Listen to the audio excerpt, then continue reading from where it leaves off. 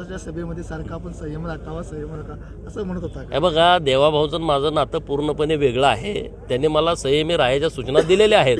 त्यामुळं आता मी बाळूमामाच्या मोडमध्ये गेलो आहे. आता माझा मोड हा बापू बिरू वाटेगावकरांचा नाही, माझा मोड आता चेंज झाला आहे. आता घेर बदललेला आहे. आता बाळूमामाच्या मूडमध्ये आम्ही आहोत आणि सगळ्यांना मी सांगितलं संयम राखा.